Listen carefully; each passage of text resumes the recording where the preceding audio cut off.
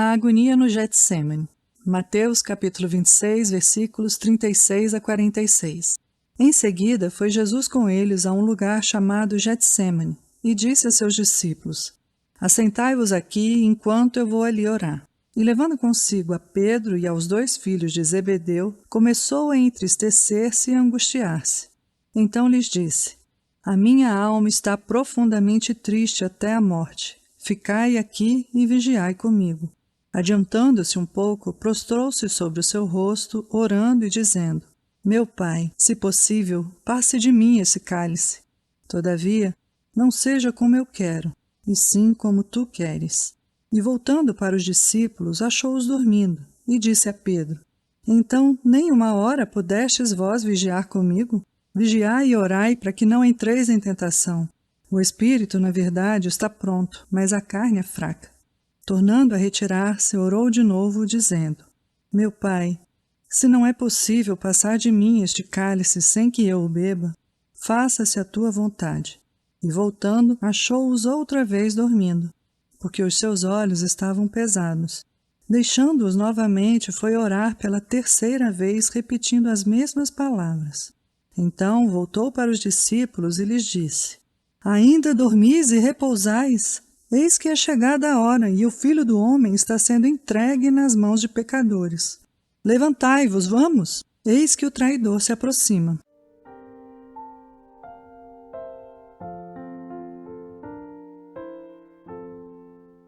Os versículos que acabamos de ler descrevem aquilo que é comumente chamado de a paixão de Cristo no Getsêmani. É uma passagem que, sem dúvida, contém profundidades e mistérios. Deveríamos lê-la com reverência e admiração, pois nela há muitas coisas que não podemos compreender inteiramente. Por que encontramos Nosso Senhor muito entristecido e angustiado, conforme lemos nesse trecho? Como devemos entender as suas palavras? Abre aspas. A minha alma está profundamente triste até a morte. Fecha aspas. Porque vemos Jesus distanciar-se de seus discípulos e prostrar-se com o rosto em terra, a fim de dirigir ao Pai fortes clamores em oração por 3 vezes. Porque o Todo-Poderoso Filho de Deus, que fizera tantos milagres, estava agora tão triste e inquieto? Porque Jesus, que veio ao mundo para morrer, agora quase desmaiava diante da aproximação da morte? Qual é o porquê de tudo isso? Só existe uma única resposta razoável a essas indagações.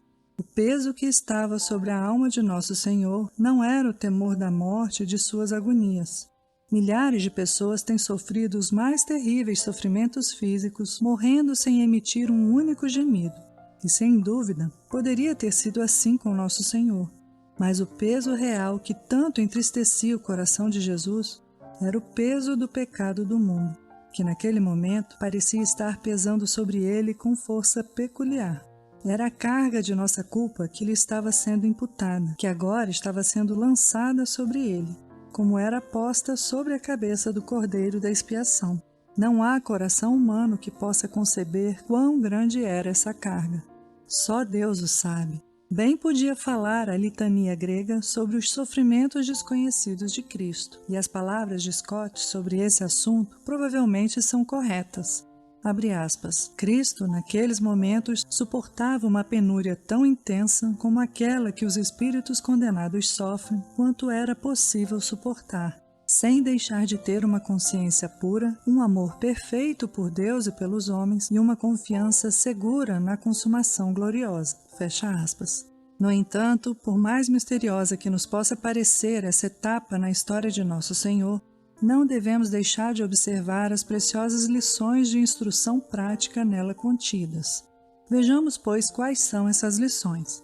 Em primeiro lugar, aprendamos que a oração é o melhor remédio prático que podemos usar nos tempos de tribulação. Vemos que Cristo mesmo orou quando sua alma estava angustiada. Todos os crentes verdadeiros deveriam fazer o mesmo. As tribulações são um cálice do qual todos nós precisamos beber nesse mundo de pecado. Abre aspas. O homem nasce para o enfado como as faíscas das brasas voam para cima. Fecha aspas. João 5:7. Não podemos evitar isso. Dentre todas as criaturas, nenhuma é tão vulnerável quanto o homem. Nosso corpo, nossa mente, nossa família, nossos negócios, nossos amigos são várias portas por onde a tribulação pode vir. Até mesmo o mais santificado dos filhos de Deus não pode declarar-se uma exceção. A exemplo de seu Senhor, os crentes, com grande frequência, são homens de dores. Isaías 53, 3.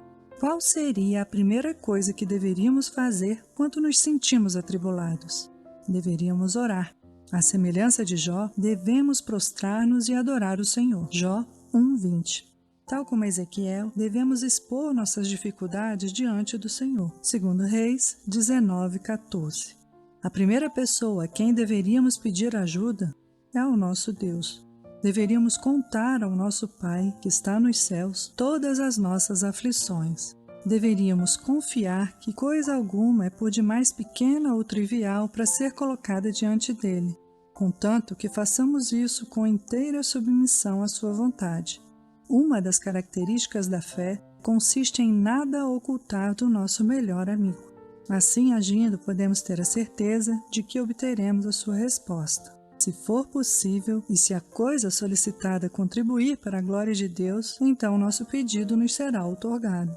O espinho na carne será removido de nós, ou então a graça divina nos será proporcionada, a fim de que possamos suportar o espinho, segundo se deu com o apóstolo Paulo, 2 Coríntios 12:9. Registremos essa lição para os tempos de necessidade. É perfeitamente veraz a declaração, abre aspas, a oração é um remédio que alivia as preocupações, fecha aspas. Em segundo lugar, aprendemos que a inteira submissão de nossa vontade à vontade de Deus deveria ser um de nossos principais alvos nesse mundo. As palavras de nosso Senhor são um belo exemplo da atitude que devemos cultivar quanto a essa questão. Ele diz: não seja como eu quero, e sim como tu queres. Uma vontade descontrolada e não santificada é uma grande causa de infelicidade na vida. Isso pode ser visto até mesmo na vida dos pequenos infantes. É algo que já nasce conosco. Todos nós gostamos de fazer as coisas à nossa própria maneira. Desejamos e queremos muitas coisas, mas nos esquecemos de que somos totalmente ignorantes acerca do que é melhor para nós e de que somos incapazes de escolher por nós mesmos. Feliz é quem já aprendeu a não ter desejos e estar contente em qualquer situação. Essa é uma lição que só aprendemos lentamente e, como o apóstolo Paulo, não devemos aprendê-la na escola do homem mortal, mas na escola de Cristo. Filipenses 4:11. Desejamos saber se já nascemos de novo e se estamos crescendo na graça? Nesse caso, vejamos o que acontece no tocante à nossa vontade. Somos capazes de suportar desapontamentos? Somos capazes de tolerar com paciência os testes inesperados e os desgostos que nos sobrevêm? Podemos ver frustrados nossos planos de estimação e projetos sem murmuração e sem queixas? Podemos nos assentar em silêncio e sofrer calmamente, tanto quanto estar envolvidos em intensa atividade? Essas são questões que comprovam se realmente temos a mente de Cristo. Nunca deveríamos nos esquecer de que sentimentos calorosos e disposições alegres não são as evidências mais verdadeiras da graça divina. A vontade mortificada é uma possessão muito mais valiosa. Nem mesmo nosso Senhor se regozijava em todas as situações, mas sempre podia dizer: faça-se a sua vontade. Por último, aprendamos que existe grande fraqueza até mesmo nos verdadeiros discípulos de Cristo e que eles precisam vigiar e orar a esse respeito. Vemos Pedro, Tiago e João, 3 apóstolos escolhidos, dormindo quando deveriam estar vigiando e orando. Também vemos nosso Senhor dirigindo-se a eles com estas palavras solenes: vigiai e orai para que não entreis em tentação. O espírito, na verdade, está pronto, mas a carne é fraca. Há uma dupla natureza em todos os crentes.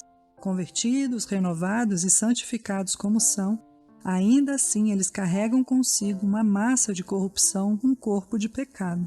Paulo refere-se a isso quando assevera, abre aspas, encontro a lei de que o mal reside em mim, porque no tocante ao homem interior tenho prazer na lei de Deus.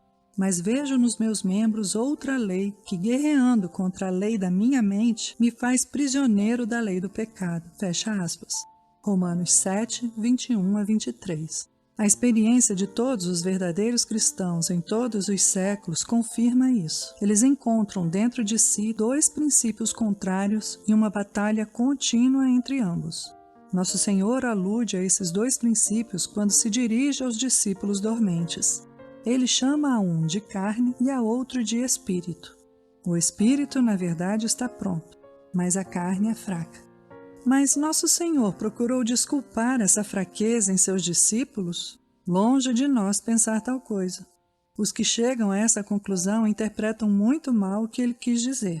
Jesus usa essa mesma fraqueza como argumento para a vigilância e a oração.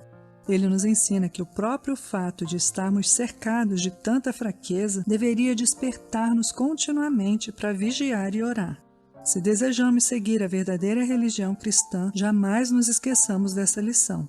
Se desejamos andar com Deus confortavelmente e não cair, como sucedeu a Davi e Pedro, então nunca nos esqueçamos de vigiar e orar. Que vivamos como soldados em território inimigo, montando guarda permanente.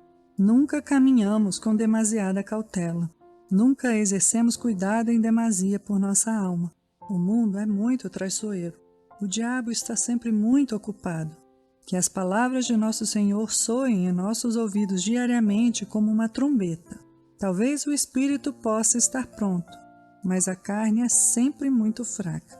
Portanto, vigiemos sempre e oremos sempre.